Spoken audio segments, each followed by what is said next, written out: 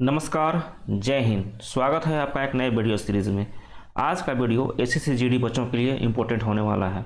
अगर ये वीडियो आपको पसंद आए तो अपने दोस्तों के साथ जरूर शेयर कीजिएगा। चलिए आज का सेशन स्टार्ट करते हैं। चलिए हम फटाफट जल्दी से क्वेश्चन निकाल देते हैं। आज का क्या है? राष्ट्रपति पर महाभियोग निम्नलिखित में से किस अनुच्छेद के तहत लगाया जाता है? आपके पास इतने सारे ऑप्शन हैं। तो राष्ट्रपति पर महाभियोग आर्टिकल नंबर 61 के तहत लगाया जाता है। और राष्ट्रपति पर महाभियोग ये जो लिया गया है किसके संविधान से उठाया गया है? तो यूएसए अमेरिका के संविधान से उठाया गया है। और आपका राष्ट्रपति पर महाभियोग लगाने से पहले उसको 14 दिन पहले वार्निंग देना जरूरी है। अनुच्छेद 52 क्या बताता है? बताता है कि भारत का एक राष्ट्रपति होगा। अनुच्छेद 72 बताता है कि राष्ट्रपति क्षमादान दे सकता है, अगर किसी को फांसी की सजा है तो उसको माफ़ कर सकता है। अनुच्छेद 78 क्या है? अनुच्छेद 78 के तहत राष्ट्रपति प्रधानमंत्री से किसी काम का जानकारी ले सकता है। अनुच्छेद 85 के तहत राष्ट्रपति लोकसभा को भंग कर सकता है। आर्टिकल नंबर 108 के तहत आपका जो लोअर हाउस है, लोकसभा और राज्यसभा दोनों का संयुक्त बैठक जो होता है, कौन बुलाता है? राष्ट्रपति बुलाता है। और आपका जब भी संयुक्त बैठक होता है तो उसमें अध्यक्ष कौन रहता है? लोकसभा का स्पीकर ही अध्यक्ष रहता है। आर्टिकल नंबर 1, 2, 3 के तहत राष्ट्रपति अध्यादेश जारी करता है। अगर संसद उस समय स्थगित रहता है तो राष्ट्रपति अध्यादेश जारी करता है। आर्टिकल नंबर 143 के तहत राष्ट्रपति सुप्रीम कोर्ट के जज से परामर्श कर सकता है। और आर्टिकल नंबर 280 के तहत राष्ट्रपति वित्त आयोग का गठन करता है।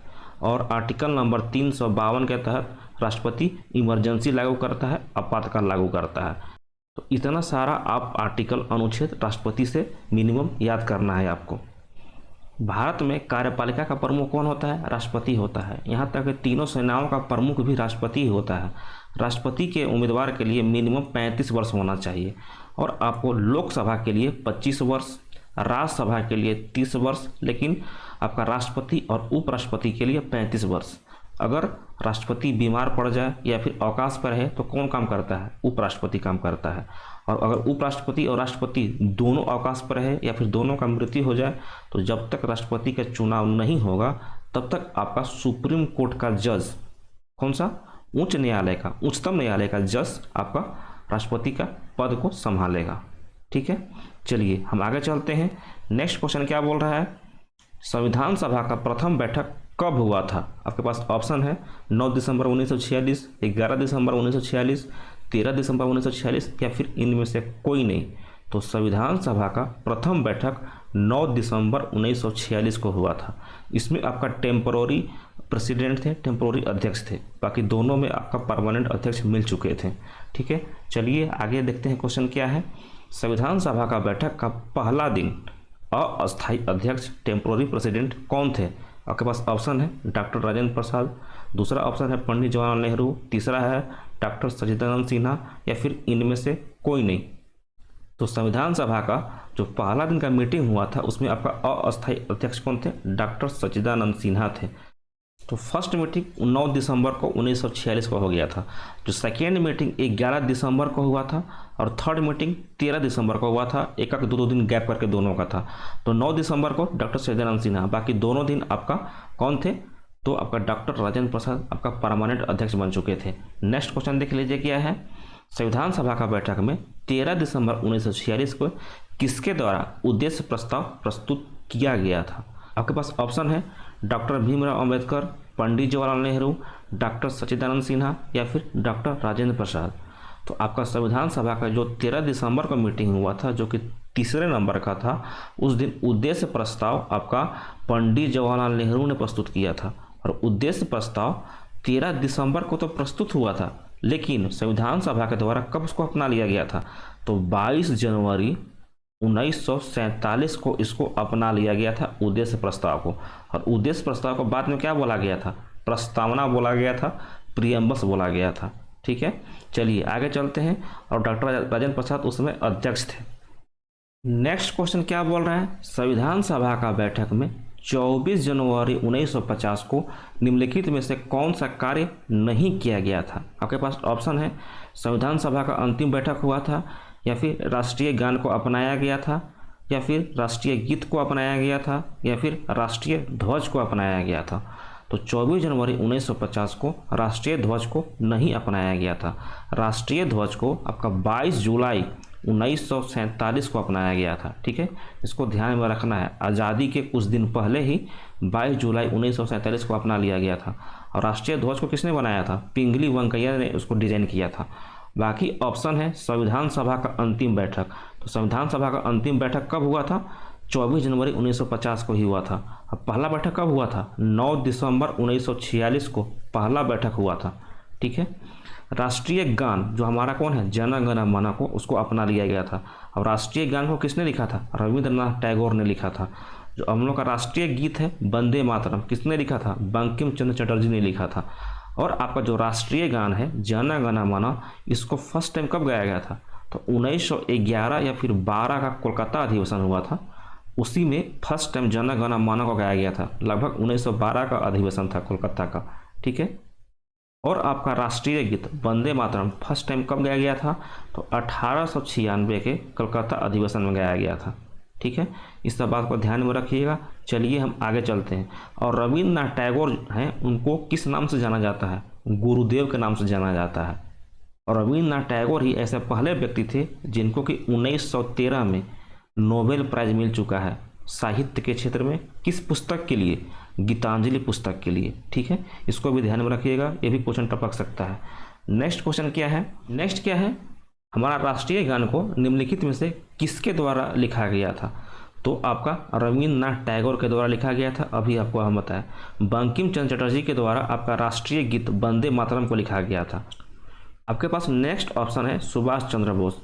23 जनवरी को भारत सरकार के द्वारा पराक्रम दिवस के रूप में मनाए जाने की घोषणा किया गया है। कौन सा? पराक्रम दिवस। सुभाष चंद्र बोस का जन्मदिन है।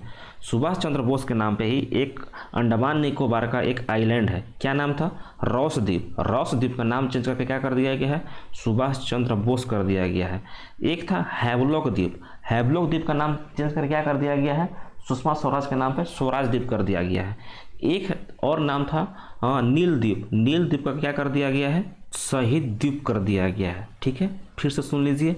जो आपका हैवलॉक द्वीप था उसका नाम सुषमा स्वराज के नाम पे स्वराज द्वीप कर दिया गया है। जो आपका नील द्वीप था उसका नाम शहीद द्वीप कर दिया गया है। जो आपका रॉस द्वीप नाम था उसको सुभाष चंद्र बोस के नाम पे बोस द्वीप कर दिया गया है। ये आपका अंडमान निकोबार का है। हाल ही में एक पहाड़ी का भी नाम चेंज हुआ है, माउंट हैरियट। माउंट हैरियट के नाम से किसको कर दिया गया है? माउंट मणिपुर कर दिया गया है। माउंट हैरियट से माउंट मणिपुर। ये सब आपका करंट अफेयर्स का क्वेश्चन है पिछले साल का 2022 का। ठीक है, चलिए आगे चलते हैं। नेक्स्ट क्वेश्चन क्या है? सेल्यूकस ने अपने राजदूत मेगास्थनीज को निम्नलिखित में से किसके दरबार में भेजा था? आपके पास ऑप्शन है चंद्रगुप्त मौर्य, चंद्रगुप्त विक्रमादित्य, मोहम्मद बिन तुगलक या फिर हर्षवर्धन। तो सेल्यूकस ने अपने राजदूत मेगास्थनीज को चंद्रगुप्त मौर्य के दरबार में भेजा था। नेक्स्ट क्वेश्चन क्या है? चीनी यात्री फहियान निम्नलिखित में से किसके दरबार में आया था? आपके पास ऑप्शन है चंद्रगुप्त मौर्य, चंद्रगुप्त विक्रमादित्य, मोहम्मद बिन तुगलक, हर्षवर्धन। तो चीनी यात्री फहियान आपका चंद्रगुप्त विक्रमादित्य के दरबार में आया था, जो कि आपका गुप्त वंश का शासक था। और चंद्रगुप्त विक्रमादित्य, जिसको कि हम चंद्रगुप्त II के नाम से जानते हैं और साथ ही साथ में अकबर द्वितीय के नाम से भी जानते हैं। नेक्स्ट क्वेश्चन क्या है? चीनी यात्री हेनसांग निम्नलिखित में से किसके दरबार में आया था? आपके पास सेम ऑप्शन है चंद्रगुप्त मौर्य, चंद्रगुप्त विक्रमादित्य, मोहम्मद बिन तुगलक और हर्षवर्धन। तो हेनसांग ह से बन जाएगा आपका हर्षवर्धन। ठीक है, नेक्स्ट सवाल क्या है? मोरक्को यात्री इब्न बतूता निम्नलिखित में से भारत आया था, किसके साथ में? तो आपका मोहम्मद बिन तुगलक के शासनकाल में भारत आया था। आपके पास चारों ऑप्शन 4 अलग अलग यात्री के लिए है। चंद्रगुप्त मौर्य में कौन आया था? मेगास्थनीज। चंद्रगुप्त विक्रमादित्य के शासनकाल में कौन आया था? फाहियान। मोहम्मद बिन तुगलक के शासनकाल में कौन आया था? Ibn Battuta. और आपका हर्षवर्धन के शासनकाल में कौन आया था? चारों को आपको छाप कर रखना है, चारों में से कोई सा सवाल पूछ सकता है। एक तो आपका मेगास्थनीज वाला पूछ चुका है, चंद्रगुप्त मौर्य वाला, अब ये 3 बचा हुआ है, ये भी पूछ सकता है। ठीक है, चलिए आगे चलते हैं। क्या बोल रहा है नेक्स्ट क्वेश्चन? चंद्रगुप्त मौर्य के गुरु जो चाणक्य थे उनके द्वारा लिखित कौन सा पुस्तक है? इंडिका, सियूकी, रेहला, अर्थशास्त्र। तो चंद्रगुप्त मौर्य के गुरु चाणक्य के द्वारा अर्थशास्त्र लिखा गया है। जो मेगास्थनीज था जो कि चंद्रगुप्त मौर्य के शासनकाल में आया था, उसके द्वारा इंडिका लिखा गया था। ये भी क्वेश्चन पूछ सकता है, क्योंकि मेगास्थनीज से पूछ चुका है, तो उसका बुक इंडिका पूछ सकता है किसका द्वारा लिखा गया है, मेगास्थनीज के द्वारा लिखा गया है। नेक्स्ट है सीयूकी, तो जो आपका हर्षवर्धन के शासनकाल में जो आया था, कौन सा, हेनसांग, हेनसांग के द्वारा सीयूकी पुस्तक लिखा गया है, जो कि आपका चीनी यात्री था। रहेला, रहेला आपका इब्न बतूता के द्वारा लिखा गया है, जो कि मोहम्मद बिन तुगलक के शासनकाल में भारत आया था। कहाँ का था, मोरक्को का था। ठीक है, चारों का नाम और चारों का पुस्तक छाप कर रखना है इसको। ठीक है, चलिए आगे चलते हैं। नेक्स्ट सवाल क्या है, चंद्रगुप्त मौर्य ने निम्नलिखित में से कौन से धर्म को मान्यता दिया था। आपके पास ऑप्शन है बौद्ध धर्म, जैन धर्म, आजीविका संप्रदाय या फिर शैव धर्म। तो चंद्रगुप्त मौर्य ने जैन धर्म को प्राथमिकता दिया था। ठीक है, नेक्स्ट क्वेश्चन क्या है, चंद्रगुप्त मौर्य की मृत्यु श्रावण बेलगोला में चंद्रगिरी पहाड़ी पर किस वर्ष हुआ था। आपके पास ऑप्शन है 261 बीसी, 298 बीसी, 300 बीसी या फिर इनमें से कोई नहीं। बीसी का मतलब होता है ईसा पूर्व, बिफोर क्राइस्ट। तो आपका चंद्रगुप्त मौर्य का मृत्यु आपका 298 बीसी में हुआ था, इसको याद रखना है। 261 बीसी में क्या हुआ था, तो आपका अशोक और कलिंग राजा नंदराज में कौन सा युद्ध हुआ था, कलिंग का युद्ध हुआ था। ठीक है, और कलिंग युद्ध का वर्णन अशोक के 13वें शिलालेख में है, आपको हम कल बता चुके हैं। ठीक है, 322 में क्या हुआ था, 322 में आपका चंद्रगुप्त मौर्य घनानंद को हरा के मौर्य वंश का स्थापना किया था 322 ईस्वी में। ठीक है, चलिए नेक्स्ट सवाल क्या है, नेक्स्ट सवाल क्या है, चाणक्य या कौटिल्य से निम्नलिखित में से कौन सा तथ्य संबंधित नहीं है। आपके पास ऑप्शन है चाणक्य को भारत का मैकियावेली कहा जाता है, बी ऑप्शन चाणक्य अर्थशास्त्र की रचना की, चाणक्य का बचपन का नाम विष्णुगुप्त था, या फिर चाणक्य गुप्त वंश के समय के थे। इसका सही आंसर हो जाएगा चाणक्य गुप्त वंश के नहीं थे। चाणक्य आपका चंद्रगुप्त मौर्य के गुरु थे, जो कि मौर्य वंश के समय थे, गुप्त वंश के नहीं थे। तो आपका चाणक्य भारत का मैकियावेली के नाम से जाना जाता है। ये इंपॉर्टेंट क्वेश्चन है, इसको ध्यान में रखिएगा। और अर्थशास्त्र किसने लिखा है, चंद्रगुप्त मौर्य के गुरु चाणक्य के द्वारा लिखा गया है। चाणक्य का बचपन का नाम विष्णुगुप्त था। तीनों ये नाम याद रखना है, चाणक्य, कौटिल्य और विष्णुगुप्त। ठीक है, नेक्स्ट सवाल क्या है, असम का शास्त्रीय नृत्य सतरिया कल भी पूछा था, आज भी पूछा है। सतरिया शास्त्रीय नृत्य के लिए फेमस नाम कौन सा है, श्रीमद शंकरदेव को भारतीय शास्त्रीय नृत्य के रूप में कब मान्यता प्राप्त हुआ था। आपके पास ऑप्शन है वर्ष 1998, वर्ष 2000, वर्ष 2002 या फिर वर्ष 2004। तो इसका सही आंसर हो जाएगा वर्ष 2002 में आपका असम का शास्त्रीय नृत्य सतरिया को भारतीय शास्त्रीय नृत्य में मान्यता प्राप्त हुआ था। नेक्स्ट क्वेश्चन क्या है, निम्नलिखित में से कौन सा लोक नृत्य असम राज्य से संबंधित नहीं है। कली गोपाल, खेल गोपाल, बिहू, बगरुम्बा या फिर कालबेलिया। तो आपका सही आंसर हो जाएगा कालबेलिया। कालबेलिया आपका राजस्थान का लोक नृत्य है। बाकी कली गोपाल, खेल गोपाल, बिहू और बगरुम्बा ये आपका चारों का चारों असम का है। अगर आपका लोक नृत्य पूछा असम से तो इसी चारों में से पूछेगा। ऐसे तो बहुत है, लेकिन आपको चार को इसको छाप कर रखना है, कली गोपाल, खेल गोपाल, बिहू और बगरुम्बा। ठीक है, नेक्स्ट क्वेश्चन क्या है, निम्नलिखित में से कौन सा लोक नृत्य राजस्थान राज्य से संबंधित नहीं है। ऑप्शन है कठपुतली dance, Ghoomar dance, Kalbelia dance, चक्री डांस या फिर लावनी। तो इसमें से सही आंसर हो जाएगा लावनी। लावनी आपका महाराष्ट्र का है। बाकी कठपुतली dance, Ghoomar dance, Kalbelia dance और चक्री डांस, इसमें सबसे ज़्यादा इंपॉर्टेंट है कालबेलिया डांस, इसको ध्यान में रखिएगा। कालबेलिया डांस पूछ सकता है राजस्थान के लोक नृत्य से। ठीक है, चलिए आगे क्या है, बांग्ला और लाहो नृत्य निम्नलिखित में से किस राज्य से संबंधित है।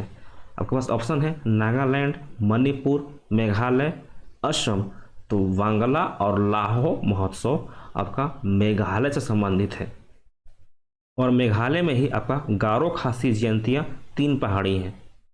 चलिए नेक्स्ट क्वेश्चन क्या है, लाई हरोबा तथा थांगटा मार्शल आर्ट निम्नलिखित में से किस राज्य से संबंधित है। आपके पास ऑप्शन है नागालैंड, मणिपुर, मेघालय, असम। तो लाई हरोबा और थांगटा मार्शल आर्ट आपका मणिपुर का है। यहाँ पे मार्शल आर्ट है, मार्शल आर्ट आपका मणिपुर के साथ साथ में आपको 4 और को याद कर रखना है। पंजाब का आपको याद रखना है, साथ में आपका पंजाब से नीचे आ गया एमपी का रखना है, तमिलनाडु का नाम याद रखना है और आपका केरला का नाम याद रखना है। ये 4 का पूछ सकता है। तो थांगटा हो गया मणिपुर का, पंजाब का याद रखना है गतका, जो एमपी का हो जाता है आपका मलखम्ब, तमिलनाडु का होता है सिलम्बम। क्या बोला मैंने? सिलम्बम। इसको आपको ध्यान में रखना है, सिलम्बम कहाँ का है? तमिलनाडु का है। और केरला का कल्लारीपट्टू मार्शल आर्ट पूछता है, कहाँ का है? कल्लारीपट्टू केरला का है। ठीक है, चलिए नेक्स्ट क्वेश्चन क्या बोल रहा है? नेक्स्ट क्या पूछ रहा है? निम्नलिखित में से कौन सा लोक नृत्य जम्मू कश्मीर से संबंधित नहीं है? कूद डांस, हफीजा डांस, बच्चा नगमा डांस, दुमहल डांस या फिर जाट जाटिन। तो जम्मू कश्मीर से संबंधित नहीं है आपका जाट जाटिन। जाट जाटिन कहाँ संबंधित है? बिहार से संबंधित है। बाकी कूद डांस, हफीजा डांस, बच्चा नगमा डांस और दुमहल डांस ये आपका जम्मू कश्मीर से संबंधित है। जम्मू कश्मीर से आपका 5 अगस्त 2019 को आर्टिकल नंबर 317 हटा दिया गया था और 31 अक्टूबर 2019 को आपका जम्मू कश्मीर और लद्दाख दोनों को अलग अलग केंद्र शासित प्रदेश बना दिया गया था। दोनों को डेट इंपॉर्टेंट है, याद रखिएगा। आर्टिकल 317 5 अगस्त 2019 को हटाया गया था। ठीक है, चलिए आगे क्या है? निम्नलिखित में से कौन सा महोत्सव जम्मू कश्मीर से संबंधित नहीं है? ऑप्शन है अहरबल महोत्सव, हेरात महोत्सव, कंचौथ महोत्सव, सिकारा महोत्सव, गुरेज महोत्सव या फिर स्पुतिक गस्टर महोत्सव। इसमें से सही आंसर हो जाएगा ऑप्शन नंबर एफ, स्पुतिक गस्टर महोत्सव।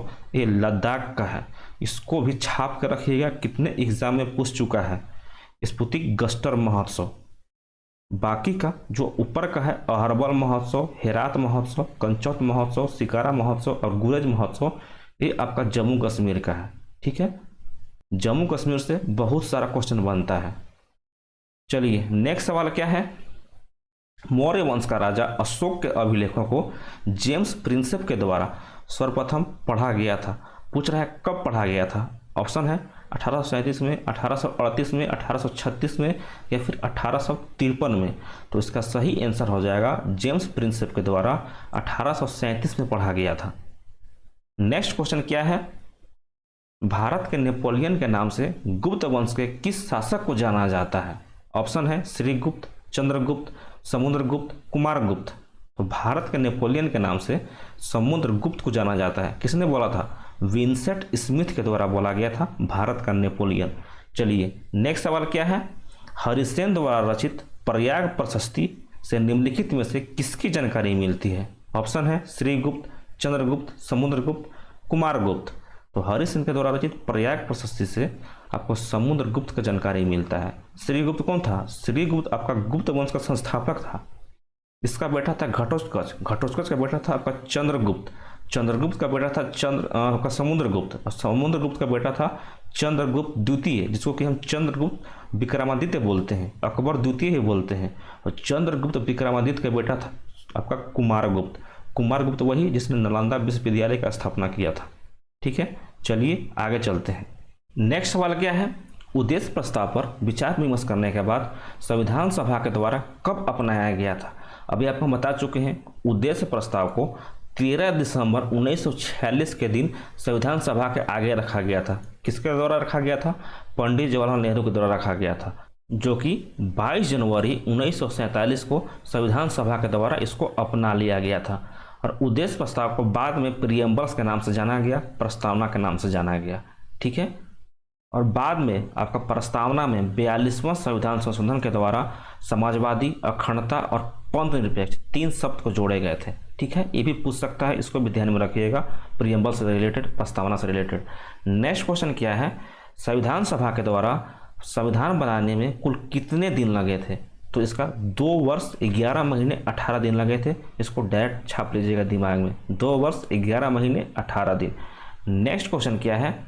संविधान सभा के द्वारा निम्नलिखित में से कौन सा स्रोत संयुक्त राज्य अमेरिका के संविधान से नहीं उठाया गया है? ऑप्शन है मौलिक अधिकार, राष्ट्रपति पर महाभियोग, सुप्रीम कोर्ट तथा हाई कोर्ट के न्यायाधीशों को पद से हटाया जाना या फिर राज्य के नीति निर्देशांक तत्व।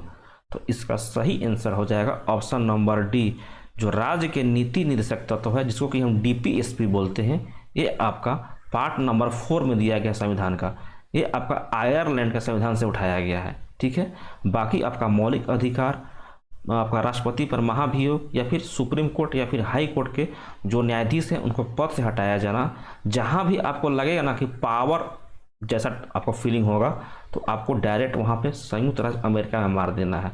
मौलिक अधिकार क्या है, पार्ट नंबर 3 में दिया गया है, और पार्ट नंबर 3 में जो मौलिक अधिकार दिया गया है उसको हम क्या बोलते हैं, भारत का मैग्ना कार्टा बोलते हैं। राष्ट्रपति पर महाभियोग आर्टिकल नंबर 61 के तहत लगाया जाता है, जिसको हम इम्पीचमेंट बोलते हैं। कल पूछा था सवाल ही। नेक्स्ट क्वेश्चन क्या है, समवर्ती सूची तथा संसद के दोनों सदनों का संयुक्त बैठक संविधान सभा द्वारा किस देश के संविधान से उठाया गया है। ऑप्शन है आयरलैंड, ऑस्ट्रेलिया, ब्रिटेन या फिर अमेरिका। तो आपका समवर्ती सूची यानी कंकरेंट लिस्ट और संसद के दोनों सदनों का संयुक्त बैठक आपका अनुच्छेद किस में दिया गया है, 108 में दिया गया है। और संयुक्त संसद को कौन बुलाता है, राष्ट्रपति बुलाता है। कहाँ से उठाया गया है, ये आपका ऑस्ट्रेलिया के संविधान से उठाया गया है। आयरलैंड से बता चुके हैं हम, डीपीएसपी राज्य के नीति निर्देशांक तत्व उठाया गया है। और आपका अमेरिका से मौलिक अधिकार, राष्ट्रपति पर महाभियोग, सुप्रीम कोर्ट के जज, हाई कोर्ट के जज को हटाना अमेरिका से उठाया गया है। ठीक है, नेक्स्ट सवाल क्या है, संविधान में संशोधन का प्रक्रिया किस देश के संविधान से उठाया गया है। आपके पास ऑप्शन है दक्षिण अफ्रीका, कनाडा, ब्रिटेन या फिर जापान।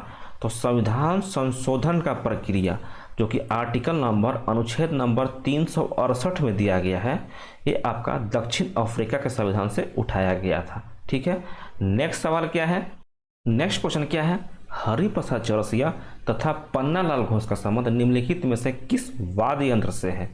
ऑप्शन है सितार, तबला, सारंगी या फिर बांसुरी। तो आपका हरिप्रसाद चौरसिया और पन्नालाल घोष का संबंध बांसुरी वादक से है, इसको ध्यान में रखना है। यहाँ पे दिया है हरि, हरि जब भी आए ना तो आपका दिमाग में चलना चाहिए कौन सा, कृष्ण भगवान के नाम से। अब कृष्ण भगवान क्या बजाते थे, कृष्ण भगवान बांसुरी बजाते थे। तो आपको हरिप्रसाद चौरसिया से बांसुरी एक बैग से दिमाग में आएगा।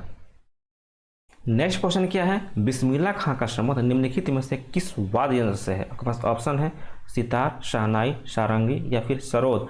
तो बिस्मिल्लाह खां का संबंध आपका शहनाई वादक से है। ठीक है, नेक्स्ट क्वेश्चन क्या है, पंडित रविशंकर का संबंध निम्नलिखित में से किस वाद्य यंत्र से है। ऑप्शन है सितार, शहनाई, सारंगी, सरोद।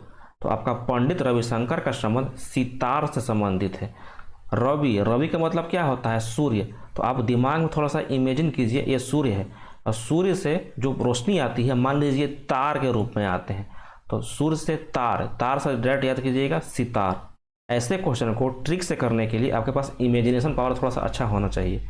ठीक है, चलिए नेक्स्ट सवाल पर चलते हैं। क्या पूछ रहा है, जाकिर हुसैन का संबंध निम्नलिखित में से किस वाद्य यंत्र से है। ऑप्शन है संतूर, तबला, सारंगी या फिर सरोद। तो जाकिर हुसैन का संबंध तबला वादक से है।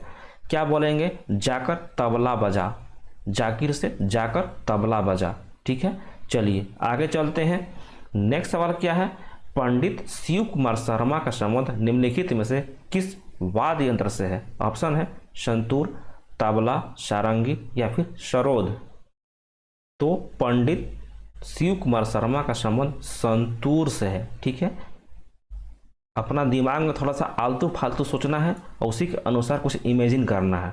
ठीक है, ताकि हम सही से सही क्वेश्चन पे आंसर टपका सके। ठीक है, चलिए आगे चलते हैं।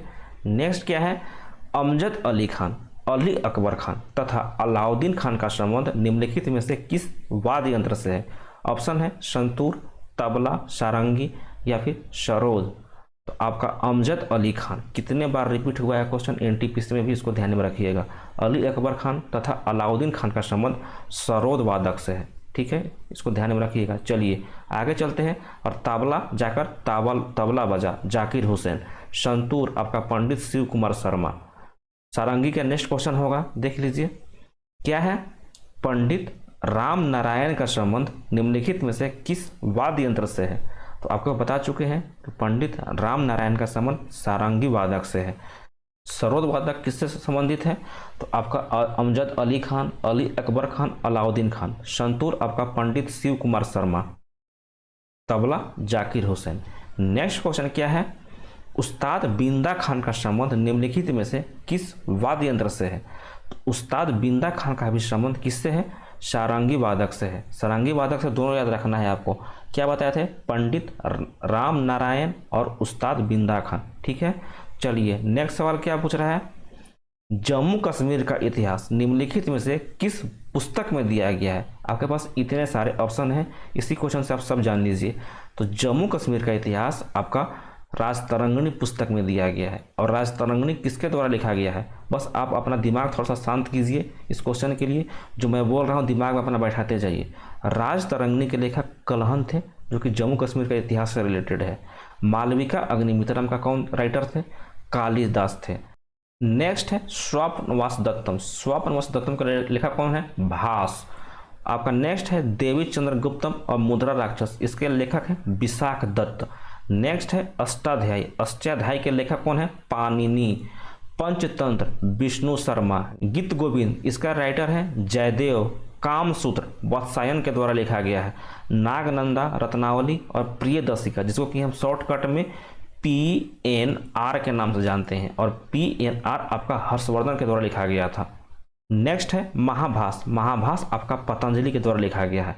फिर से बता देते हैं, राजतरंगिणी कलहन के द्वारा, मालविका अग्निमित्रम आपका कालिदास के द्वारा, स्वप्नवास दत्तम भास के द्वारा, देवी चंद्रगुप्तम तथा मुद्रा राक्षस आपका विशाख दत्त के द्वारा, अष्टाध्यायी पाणिनि के द्वारा, पंचतंत्र विष्णु शर्मा के द्वारा, गीत गोविंद जयदेव के द्वारा, कामसूत्र वात्सायन के द्वारा, नागनंदा, रत्नावली और प्रियदर्शिका PNR के नाम से किसने लिखा था? हर्षवर्धन के द्वारा। और महाभास आपका पतंजलि के द्वारा। ठीक है, एक बार इसको और आप रोक के फिर से देख लीजिएगा। नेक्स्ट क्वेश्चन क्या है? निम्नलिखित में से कौन सा राजस्थान में स्थित नहीं है? रणथंभौर राष्ट्रीय उद्यान, केवलादेव राष्ट्रीय उद्यान, सरिस्का टाइगर रिजर्व, डेजर्ट राष्ट्रीय उद्यान, माउंट आबू वन्यजीव अभ्यारण्य, सांभर झील वन्यजीव अभ्यारण्य या फिर केबुल लामजाव राष्ट्रीय उद्यान। तो आपका राजस्थान में स्थित नहीं है केबुल लामजाव राष्ट्रीय उद्यान, बाकी आपका सभी के सभी राजस्थान में स्थित है। देख लीजिए, रणथंभौर राष्ट्रीय उद्यान, केवलादेव राष्ट्रीय उद्यान, सरिस्का टाइगर रिजर्व, जो आपका डेजर्ट राष्ट्रीय उद्यान है, डेजर्ट नेशनल पार्क, ये कितने टाइम रिपीट हुआ है इसको ध्यान में रखिएगा। ठीक है, नया क्वेश्चन उभर के आया है, डेजर्ट राष्ट्रीय उद्यान, माउंट आबू वन्यजीव अभ्यारण्य और सांभर झील वन्यजीव अभ्यारण्य। ठीक है, ये आपको राजस्थान से रिलेटेड है, इसको दिमाग में छाप के रखिएगा। और आपका केबुल लामजाव राष्ट्रीय उद्यान कहाँ पे है? ये आपका मणिपुर में है। मणिपुर में तैरता हुआ नेशनल पार्क कौन सा है? केबुल लामजाव। कौन सा झील पे है? लोकटक झील पे है। और केबुल लामजाव आपका संघाई हिरन के लिए फेमस है। किसके लिए फेमस है? संघाई हिरन के लिए। नेक्स्ट क्वेश्चन क्या है? जनगणना 2011 के अनुसार अनुसूचित जाति शेड्यूल कास्ट के बारे में पूछ रहा है। सर्वाधिक जनसंख्या प्रतिशत वाला राज्य कौन सा है? आपके पास ऑप्शन है मिजोरम, पंजाब, मध्य प्रदेश या फिर इनमें से कोई नहीं। तो आपका अनुसूचित जाति वाला सबसे अधिक वाला है कौन सा? पंजाब। शेड्यूल कास्ट सबसे ज़्यादा कहाँ पे पाए जाते हैं? पंजाब में पाए जाते हैं। और सबसे कम कहाँ पे? मिजोरम में सबसे कम है आपका अनुसूचित जाति। ठीक है, नेक्स्ट क्वेश्चन क्या है? जनगणना 2011 के अनुसार अनुसूचित जनजाति ST के बारे में पूछ रहा है, शेड्यूल ट्राइब के बारे में पूछ रहा है कि सर्वाधिक जनसंख्या प्रतिशत वाला राज्य कौन सा है? ऑप्शन है मिजोरम, पंजाब, मध्य प्रदेश या फिर इनमें से कोई नहीं। तो आपका अनुसूचित जनजाति आपका सबसे ज़्यादा मध्य प्रदेश में है। ST आपका सबसे ज़्यादा कहाँ पे? मध्य प्रदेश में। और SC सबसे ज़्यादा कहाँ पे? पंजाब में। दोनों को दिमाग में छाप कर रखना है, कल पूछ सकता है एग्जाम में आपका। नेक्स्ट सवाल पे चलते हैं। नेक्स्ट क्वेश्चन है, जनगणना 2011 के अनुसार देश का औसत साक्षरता दर लिटरेसी रेट कितना है? ऑप्शन है 64.84%, 74.04%, 82.14% या फिर 65.46%। तो आपका देश का पूछ रहा है औसत, मेल और फीमेल दोनों का पूछ रहा है। लगभग आज या कल का शिफ्ट में मेल का पूछा था, यहाँ पर अभी दोनों का बताना है। तो दोनों का है आपका 2011 में 74.04%। ये है आपका 2001 का औसत एवरेज। और आपका जो मेल है, जो आपका पुरुष है, 82.14% है। और फीमेल का कितना था? 65.46% था। दोनों को छाप कर रखना है। आप बस जो औसत है 74 याद रखिए, ठीक है, और इससे कुछ आगे 82 पर पहुंचा दीजिएगा मेल को, और इससे पीछे 65 पर पहुंचा दीजिएगा किस फीमेल के। बस इतना ही आपको याद रखना है। एक एवरेज से बस दिमाग में एक फ़ोटो छाप लीजिए। 74 आपका एवरेज होगा, आपका मेल का हो जाएगा 82 और फीमेल का हो जाएगा 65, ठीक है। बस इसी से आपका काम हो जाएगा। नेक्स्ट सवाल क्या है, जनगणना 2011 के अनुसार देश की औसत पुरुष साक्षरता दर कितना है। मेल लिटरेसी रेट के बारे में पूछ रहा है। तो आपको मेल का बताया कि एक आपको 74 याद रखना है और कुछ बढ़ा के 82 तक पहुंचा देना है, किसके लिए, मेल के लिए, और कुछ घटा के 65 पे पहुंचा देना है फीमेल के लिए। तो मेल का पूछा है, देखिए 82 82.14%। कभी जब तो 82 पॉइंट कुछ और दे देता है, तो याद कर रखना चाहते हैं तो 82.14% इसको ध्यान में रख लीजिएगा, ठीक है। और फीमेल के लिए 65.46, ये आपका 2001 का है, और ये आपका 74.04% 2011 का है। नेक्स्ट सवाल पे चलते हैं। क्या पूछा है, जनगणना 2011 के अनुसार देश की महिला का पूछ लिया है अब। तो महिला का 65.46%, 74.04% आपका एवरेज है, 82.14% आपका मेल का है, और आपका 65.46% आपका फीमेल का है, ठीक है। तीनों को छाप कर रखिएगा, पूछ सकता है। नेक्स्ट सवाल पे चलते हैं। जनगणना 2011 के अनुसार किस वर्ष को महान विभाजक वर्ष, ग्रेट डिवाइड ईयर के नाम से जाना जाता है। ऑप्शन है वर्ष 2021, वर्ष 1921, वर्ष 1821, वर्ष 1721। तो आपका महान विभाजक वर्ष ग्रेट डिवाइड ईयर को वर्ष 1921 के नाम से जाना जाता है, क्योंकि 2021 में सबसे ज़्यादा आपका पॉपुलेशन वृद्धि हुआ था, ठीक है। इस बात को ध्यान में रखिएगा, अभी तक पूछा नहीं है, पूछ सकता है 2011 के जनगणना के अनुसार। और आपका जनगणना सेंसेक्स कौन से मंत्रालय के अंदर में आता है, गृह मंत्रालय के अंदर में आता है, ठीक है। जो मेरा कल क्लास आया था उसमें हम 2011 के जनगणना से बहुत सा चीज़ करा चुके हैं। अगर आप देखना चाहते हैं तो उसका लिंक नीचे पिन रहेगा, क्योंकि हमको आई बटन देने नहीं आता है भाई, बात है साफ, ठीक है। नीचे में कमेंट पिन रहेगा, आप वहां से देख सकते हैं, डिस्क्रिप्शन बॉक्स में रहेगा। चलिए नेक्स्ट है, जनगणना 2011 के अनुसार केंद्र शासित प्रदेशों में सर्वाधिक साक्षरता वाला राज्य कौन सा है। ऑप्शन है लक्षद्वीप, केरला, बिहार, या फिर इनमें से कोई नहीं। यहाँ पे केंद्र शासित प्रदेश के बारे में पूछा है। कल आपको हम राज्य के बारे में बताए थे कि सर्वाधिक साक्षरता दर किस राज्य का है, तो राज्य में तो आपका केरला हो जाता, लेकिन यहाँ पे केंद्र शासित प्रदेश पूछा है तो लक्षद्वीप यहाँ पे आंसर हो जाएगा। ये आपका इधर में यहाँ पे केरला है, बगल में लक्षद्वीप है, तो दोनों को याद कर लीजिएगा। यहाँ पे केरला है और यहाँ पे लक्षद्वीप है, तो केरला आपका राज्य में हो जाएगा और केंद्र शासित प्रदेश में आपका लक्षद्वीप हो जाएगा। और बिहार में सबसे लो लिटरेसी रेट है, सबसे कम आपका साक्षरता दर है, लगभग 61 पॉइंट कुछ % है, कहाँ, बिहार में। और आपका केरला में है 94% लिटरेसी रेट है, और लक्षद्वीप में लगभग 91% है। परसेंटेज नहीं पूछेगा, बस इतना ध्यान में रखिए कि कौन किसका है। लक्षद्वीप आपका केंद्र शासित प्रदेश में है, राज्य में केरला है सबसे ज़्यादा, और सबसे कम आपका बिहार का है।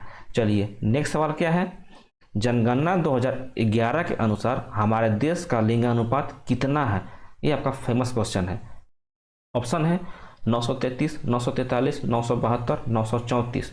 तो आपका 2011 के अनुसार पूछा है तो 943 हो जाएगा। पर 1000 मेल पे कितने फीमेल होते हैं ना, वही आपका लिंग अनुपात कहलाता है। तो 943 फीमेल हैं। जो 2001 का जनगणना हुआ था उसमें आपका 933 महिलाएं थी पर 1000 फीमेल पे, सॉरी पर 1000 मेल पे, ठीक है। नेक्स्ट सवाल क्या है, जनगणना 2011 के अनुसार सबसे कम लिंगानुपात वाला राज्य कौन सा है। ऑप्शन है सिक्किम, पंजाब, हरियाणा, या फिर उत्तर प्रदेश। तो सबसे कम लिंगानुपात वाला राज्य है आपका हरियाणा। उसके बाद सेकेंड स्थान पर है आपका पंजाब। सेकेंड स्थान नहीं पूछेगा, आपको हरियाणा छाप कर दिमाग में रखना है। और सबसे ज़्यादा पूछे तो सबसे ज़्यादा लिंगानुपात है आपका केरला में, लगभग केरला में 1084 होता है पर 1000 मेल पे, ठीक है। उसके बाद आपका केंद्र शासित प्रदेश में किसका है, केंद्र शासित प्रदेश में आपका है पुदुचेरी का। पुदुचेरी में 1047 फीमेल आती है पर 1000 मेल पे। इसको भी ध्यान में बैठा कर रखना है। पुदुचेरी आपका केंद्र शासित प्रदेश में, और राज्य में आपका केरला 1084 होते हैं फीमेल पर 1000 मेल पे। चलिए आगे क्वेश्चन क्या पूछ रहा है, जनगणना 2011 के अनुसार सबसे ज़्यादा लिंग अनुपात वाला राज्य पूछा है, तो सबसे ज़्यादा राज्य कौन सा है? केरला, 1084 फीमेल पर 1000 आपका मेल पे, ठीक है। उसके बाद सेकंड स्थान पे तमिलनाडु है, तीसरे स्थान पे आंध्र प्रदेश है, चौथे स्थान पे आपका छत्तीसगढ़ है। चारों आपका लाइन बाय लाइन है। तो चलिए, आज का क्लास कैसा लगा आप कमेंट बॉक्स में बताइएगा। अपना रिव्यू भी जरूर हमारे साथ शेयर कीजिए। अगर क्लास आपको अच्छा लगेगा तो अपने दोस्तों के साथ जरूर शेयर कीजिए, ठीक है। चलिए, मिलते हैं कल आपसे हम 8 बजे। जय हिंद, जय भारत।